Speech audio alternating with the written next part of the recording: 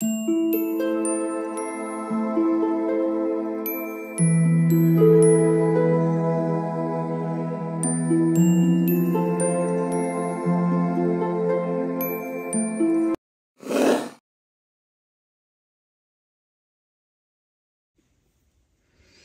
All of you, welcome back to my channel. मैं आज आप लोगों के लिए लेकर आ चुकी हूँ एक कलेक्टिव रीडिंग, जिसका टॉपिक रहने वाला है कि कल रात आपके पार्टनर आपके बारे में क्या सोच रहे थे, यानी आपके जो पर्सन है जिसके लिए आप ये रीडिंग देख रहे हैं, कल रात वो आपके बारे में क्या सोच रहे थे, हम ये जानेंगे। ये रीडिंग जनरल है, कलेक्टिव है। हो सकता है कि आपकी सिचुएशन के साथ एक्यूरेटली रेजोनेट करे, हो सकता है कि सिर्फ कुछ % रेजोनेट करे। तो ओपन माइंडेड होकर सुनिएगा और ज़बरदस्ती अपने आप को रीडिंग में फिट इन करने की कोशिश मत कीजिएगा। जितना आपके साथ रेजोनेट होता है उतना ही एक्सेप्ट कीजिए एंड लीव द रेस्ट। चलिए शफलिंग स्टार्ट करते हैं without wasting any more time. देखते हैं कि कल रात वो आपके लिए क्या सोच रहे थे, कैसा महसूस कर रहे थे। So here we have a positive card. Okay, ठीक है। गिल्ट का भी कार्ड है और ये ट्रैवल का भी कार्ड है। Just one more card.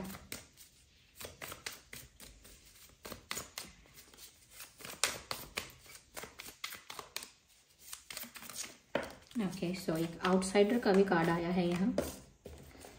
काफ़ी सारे कार्ड्स हैं। तो व्यूअर्स देखिए, आपकी जो पर्सन है वो कल रात क्या सोच रहे थे या क्या उनकी एनर्जी और फीलिंग्स थी कल रात इस रीडिंग के हिसाब से। देखिए, सबसे पहले जो चीज़ यहाँ नज़र आ रही है वो ये है कि जिस भी पर्सन के लिए आप ये वीडियो देख रहे हैं, कहीं ना कहीं एक मिक्स्ड इमोशंस, मिक्स्ड फीलिंग्स जो होती हैं, वैसे इनके भाव हैं। जब हम मिक्स्ड फील करते हैं तो कहीं ना कहीं किसी चीज़ के लिए पॉजिटिव भी होते हैं और किसी चीज़ के लिए नकारात्मकता भी होती है, नेगेटिविटी भी होती है। समवेयर दोनों ही चीज़ें यहाँ दिख रही हैं। कहीं ना कहीं इस पर्सन ने, व्यूअर्स, कुछ तो ऐसा किया है जिसकी वजह से इस रिश्ते में डिस्टेंस आ गया। ये क्रश भी हो सकते हैं आपके, कोई एक्स भी हो सकते हैं, करंट पार्टनर भी हो सकते हैं, लेकिन इमोशनल डिस्टेंस और एक इमोशनल गैप की बात कर रही हूँ मैं। तो कल रात ये इस चीज़ के बारे में सोच रहे थे कि ये डिस्टेंस जो आया है वो उनकी खुद की वजह से आया है। तो एक सेल्फ ब्लेमिंग वाली बात जो है कि खुद को ब्लेम करना और खुद को किसी चीज़ का जिम्मेदार मानना या खुद को क्रिटिसाइज करना, खुद को ब्लेम करके, तो खुद को क्रिटिसाइज भी कर रहे हैं, खुद को ब्लेम भी कर रहे हैं। और समवेयर ऐसा लगता है कि ये जो पर्सन है ये अपनी गलती को लेकर बहुत रिग्रेट में है। I don't know what they did to you, उन्होंने क्या किया है आपके साथ। मेल फीमेल कोई भी हो सकते हैं वो, आई डोंट नो उन्होंने ऐसा क्या आपको दुख दिया है, लेकिन ऐसा लगता है कि आपको दुख देकर ये इंसान भी खुश नहीं है। इनकी रातें जो हैं जिस तरह से बीत रही हैं वो एक रिग्रेट में है, एक रिग्रेटफुल एनर्जी होती है और उसमें वो अपना रात का समय बिताते हैं, देर रात तक जागते हैं, बीच बीच में होपफुल होते हैं, लेकिन अगेन वही रिग्रेट उनको होता है। तो इन्होंने कुछ आपके साथ ऐसा किया जिस वजह से ये इंसान बहुत गिल्टी है, अंदर से बहुत बुरा उनको फील हो रहा है और वो खुद को ब्लेम कर रहे हैं। और आज जो इमोशनल गैप है, इमोशनली जो गैप आप लोगों के बीच आया है, उसका जिम्मेदार वो खुद को मान रहे हैं और उनको लगता है कि वही रिस्पॉन्सिबल हैं। तो ब्लेम आपको नहीं कर रहे, लेकिन फिर भी एक्सपेक्ट करते हैं। Okay, it's not your fault, लेकिन फिर भी वो आपसे कुछ चीज़ें एक्सपेक्ट करते हैं जिसके बारे में ये कल रात सोच रहे थे। कहीं ना कहीं ये ऐसा सोच रहे थे कि आप इनको एक सेकेंड चांस दें, क्योंकि इनके पास एक न्यू विजन है या फिर ये एक न्यू विजन की ओर बढ़ रहे हैं। न्यू विजन यानी कि पहले जिस तरह का पर्सपेक्टिव, जिस तरह का पॉइंट ऑफ व्यू या जिस तरह की सोच थी, और उस सोच के हिसाब से या उस नज़रिए के हिसाब से जो इन्होंने किया, उस प्लानिंग, उसी हिसाब से प्लानिंग की जो उनकी पहले सोच थी। तो वो प्लानिंग भी अच्छी नहीं थी, वो एक्शंस भी अच्छे नहीं थे, वो डिसीजंस भी फ्रूटफुल नहीं थे। इनफैक्ट उनको अब ऐसा लग रहा है कि उन्होंने इमेच्योरिटी की, पर अब उनको लग रहा है कि अगर उनको एक और चांस दिया जाए तो वो और भी बहुत कुछ बेटर कर सकते हैं, एक न्यू विजन क्रिएट कर सकते हैं, जहां पर उनकी पर्सनालिटी, उनकी सोच, उनके विचार पहले से डिफरेंट होंगे। प्यार को लेके, रिश्तों को लेके सोच बदल गई है, ये पता चल जाएगा आपको।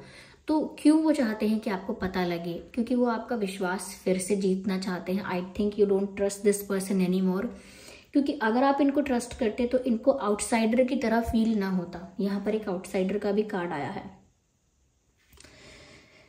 ऐसा लगता है कि ये इंसान महसूस कर रहा है कि जैसे आपने अपने दिल में लॉक करके दरवाज़ा बंद कर लिया है और अब आप इनको अपने दिल में वापस एंट्री नहीं देंगे।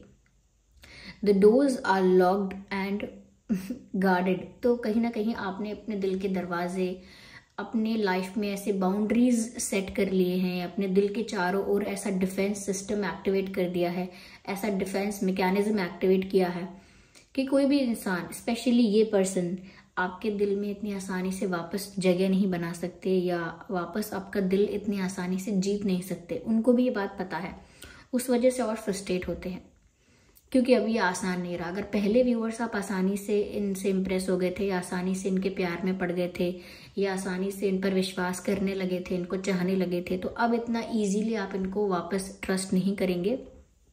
इसीलिए कहीं ना कहीं आप खुद के दिल को लेकर, अपने हार्ट को लेकर बहुत प्रोटेक्टिव हैं।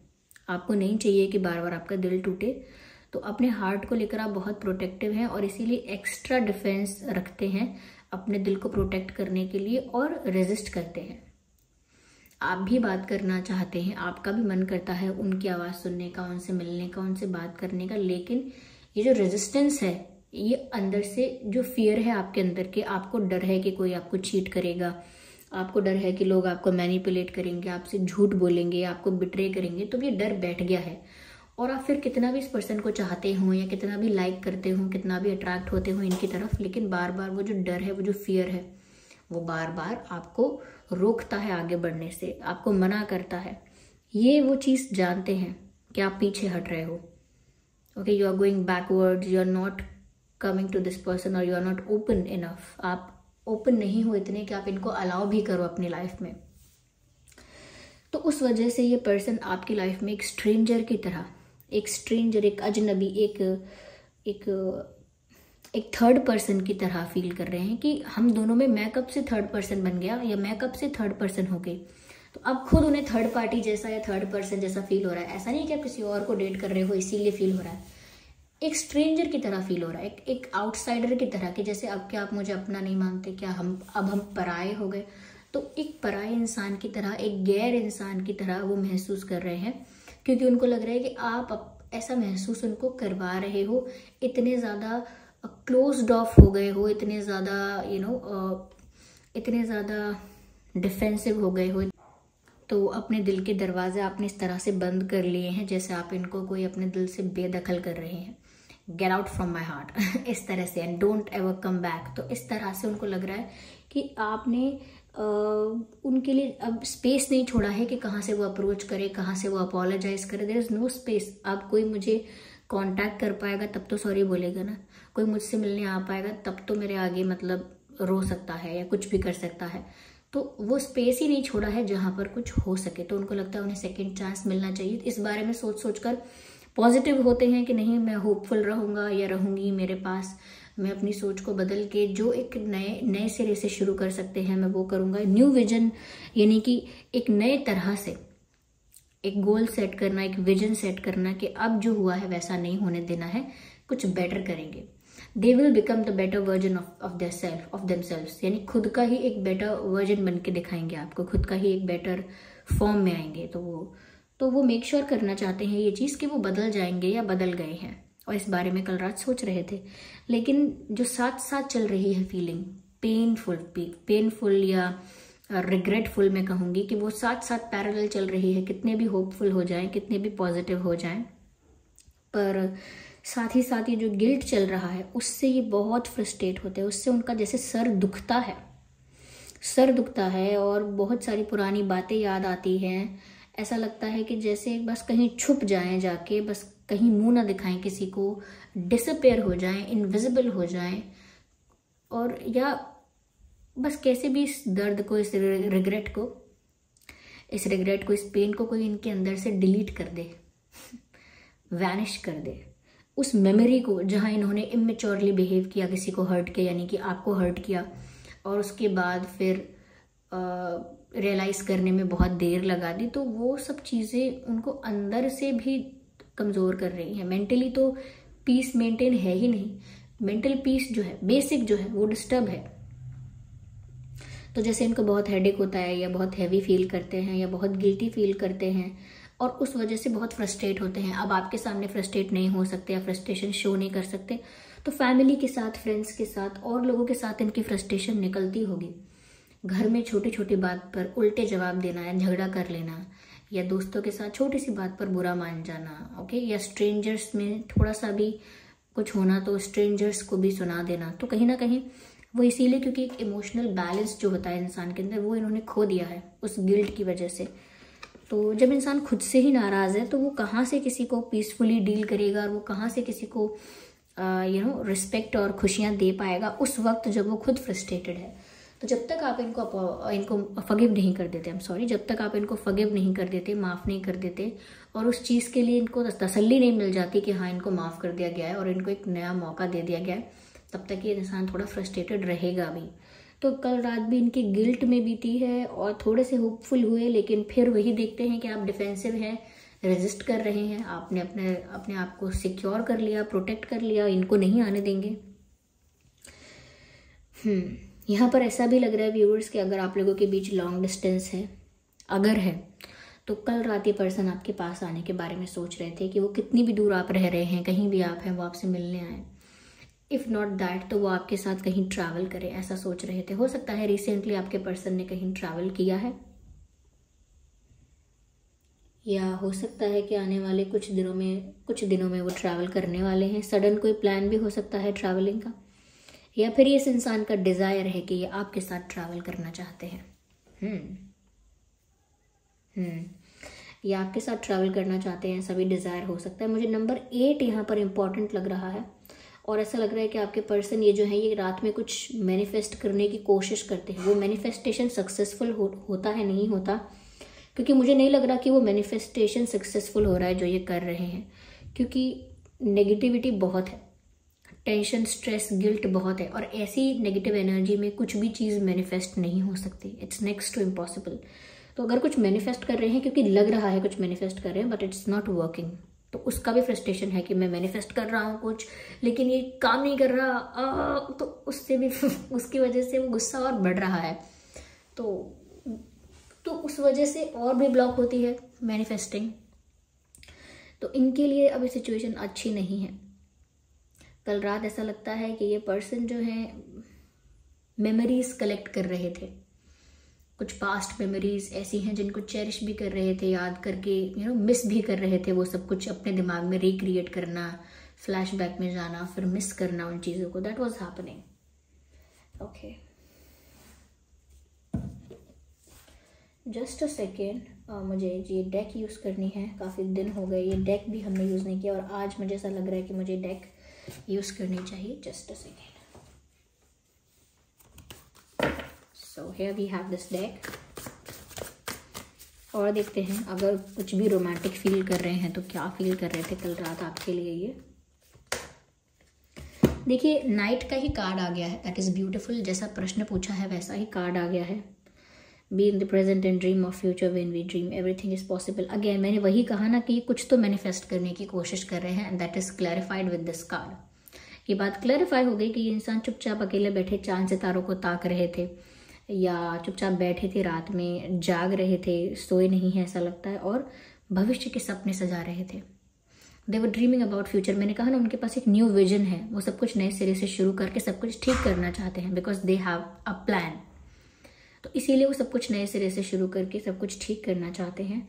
और उनका मानना है when we dream everything is possible. तो उनको ऐसा फील हो रहा है कि अगर मेरे इंटेंशंस अच्छे हैं और अगर मैं उस चीज़ के बारे में सपना देख सकता हूँ, अगर वो चीज़ मेरा डिज़ायर है तो मैं उसको प्राप्त भी कर सकता हूँ और ऐसा हो सकता है। तो मैंने कहा ना कि होपफुल भी होते हैं, मैनिफेस्ट भी कर रहे हैं, लेकिन वो मैनिफेस्टेशन सक्सेसफुल इसीलिए नहीं होती है क्योंकि नेगेटिविटी जो मैंने बताया पैरेलल चल रही है साथ के साथ।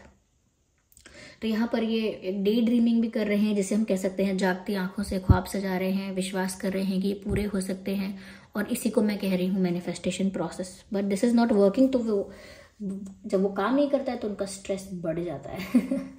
क्या कर सकते हैं? कुछ नहीं कर सकते इस मामले में। I don't know how to arrange. Arrangement में लग जाऊंगी तो फिर लेट हो जाएगा बहुत। चलिए let's take one more card.